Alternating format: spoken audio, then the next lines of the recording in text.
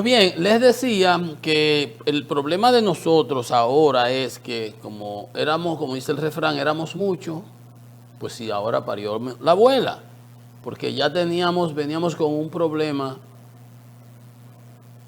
generado por nosotros mismos. Y una de las causas de esas dificultades económicas que estábamos experimentando con ese bajo crecimiento era la falta de inversión de capital, el gasto de capital, que esta es la administración en estos 6 años que menos ha invertido en obras de infraestructura en toda la historia. Y el presidente fue y presentó una cantidad de lista de obras y ahí estaban muchísimas de las que encontró. Y que las termine está correcto y eso está bien, eso es continuidad de Estado. Pero sacrificar la inversión pública en condiciones adversas de altas tasas de interés en los Estados Unidos y de altas tasas de interés aquí para controlar la inflación, que por cierto cerró en el umbral superior, 4.95, 4.98 en el cierre de diciembre, dentro del 4 más o menos 1, pero no es lo mismo 5 que 3 y está en el rango.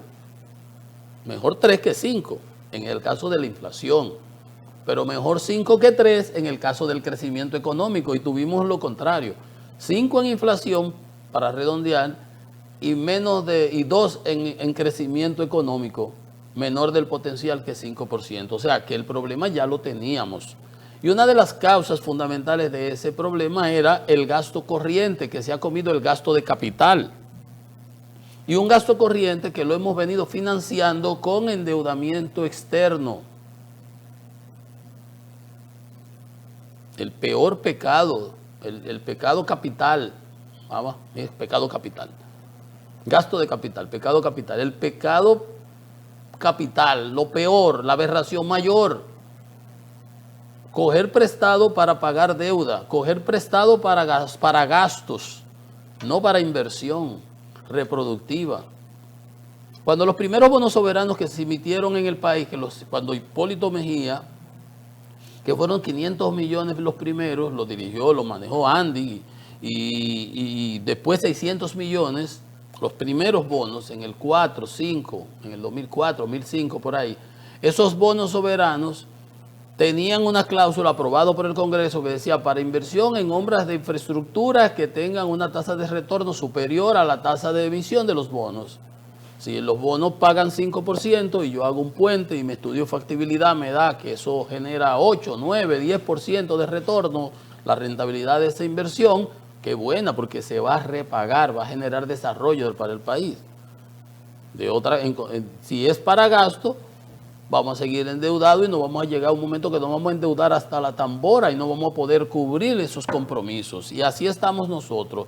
Según el Centro Regional de Estrategias Económicas Sostenibles, la deuda pública alcanzó 80.670 millones de dólares. Ya ve cómo vamos, 80.670 millones de dólares en el mes de febrero de este 2026. Estamos en abril. De esos 80.670, el sector público no financiero, el que maneja realmente el gobierno central, fue 64.800. Vamos a redondearlo en 65.000, porque la otra parte, el Banco Central, el déficit cuasi fiscal, que es parte de la deuda consolidada, los 80.000, esos son consolidados, una parte sector público no financiero y otra el financiero, que es el Banco Central, fueron 15.800, casi 16.000. Y ahí eso es por el déficit cuasi fiscal que se generó cuando la quiebra de Baninter y de los otros bancos y el mal manejo que se le dio cuando Hipólito Mejía. Eso viene de la crisis del 4.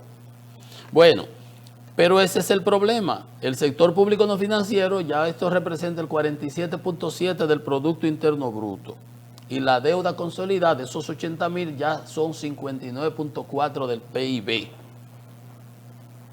Ahí hemos llegado. Entonces yo les decía, cuando le ponía en estos días, le hablaba de la poca margen de maniobra que ahora tiene el gobierno. ¿Por qué? Porque él se ha puesto esas mismas camisas de fuerza. Tarjetica por allí, gasto por allí, de pelote por aquí, despilfarro por allí, que por aquí, un invento más y un invento viene. Entonces, Llega un momento en que el vaso está por la mitad y tú tienes forma de manejarte. Pero cuando ese vaso está hasta arriba y tú le echas una gota más, pues se desparrama. Y eso es lo que le ha pasado al gobierno. ¿Por qué? En 10 años, del 17 al 20, el sector público no financiero solamente representaba el 38% del Producto Interno Bruto. Eran 28.000 millones. ¿Y ahora cuánto? 64.000 millones.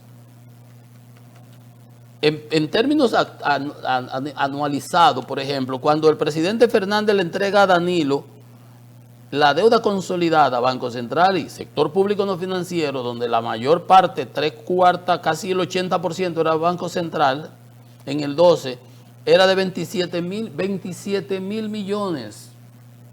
27 mil millones, si usted vio lo que se hizo. Hay puentes, hay elevados, hay hospitales, hay metro, etcétera. En la actualidad, cuando Danilo le entrega a Abinader en el 20, claro, ahí teníamos la pandemia y todo, fue 57 mil millones. Y ahora mismo estamos en 80.670 millones. Y hemos visto, este es el gobierno que más recursos ha manejado en términos proporcionales. Casi 7 mil millones, miles de millones. Entonces, ¿pero qué sucede? Que ese endeudamiento acelerado, desbocado, para financiar gasto corriente, sacrificando el gasto de capital, tiene un costo porque hay que pagarlo. Entonces, actualmente, ese pago de los intereses de ese endeudamiento de esos 80 mil millones se está llevando el 26%, una cuarta parte de los ingresos tributarios. O sea que el gobierno de lo que recauda ya tiene que poner aparte una cuarta parte, el 26% para pago de esos intereses. Ni siquiera amortización de capital, intereses nada más.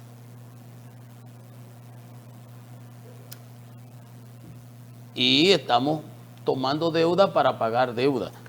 Emitimos 2.700 millones los otros días y el déficit del sector público eléctrico, y ahora lo que se amplió, que se va a buscar más dinero, prácticamente se va a llevar esos mismos, el subsidio a los combustibles, 2.700 millones. O sea que lo que emitimos para buscar recursos, en lugar de ser para inversión en un contén, una acera, una calle, una avenida, un elevado, ha sido para pagar la deuda. Lo que nos hartamos, como diríamos popularmente en la calle, lo que nos abrochamos, ahora tenemos que pagarlo, la resaca. Pero no tenemos recursos porque tenemos un 50% de evasión en el ITEVI, tenemos un 60% en el impuesto sobre la renta. Qué sé yo, la proporción cuál es, uno se le enredan los números. El problema es grande y ahora el gobierno no tiene margen de maniobra. Pero no ganamos nada con echarnos la culpa ahora unos con otros. Sí, el gobierno tiene que recapacitar y tomar el toro por los cuernos y predicar, como decía la iglesia, como le han dicho muchos sectores, con el ejemplo. Las reformas pendientes, ¿qué vamos a hacer con ellas? Quizás ahora, con el lío de la crisis, no es la mejor oportunidad para hacerlas, pero algunas cosas se pueden usar usando, digamos, esa misma situación. Ven ustedes por qué yo les decía que éramos muchos y parió la abuela. Esas son las dificultades que tiene la presente gestión, pero que se las buscó justamente ella misma. Son problemas, son daños autoinfligidos. El gobierno se ha venido dando disparos en los pies, metiéndose en los pies él mismo, con ese populismo rampante. Y ahora estamos en un problema real. No como el cuentecito de viene el lobo, no. Ahora tenemos un problema de marca mayor, como les decía al principio. Sí, ciertamente. Ahora no lo podemos dejar solo. Ahora tenemos todos que colaborar y buscar una solución, porque en este barco estamos todos. Y lo primero que hay que tener es conciencia de la gravedad de lo que se nos avecina. El ignorante vive feliz. El golpe le da y el país se da cuenta. Pero lo que podemos ver, tener previsión, siempre tenemos que colaborar con los otros. Vámonos a una pausa, que esto es Economía y Mercado.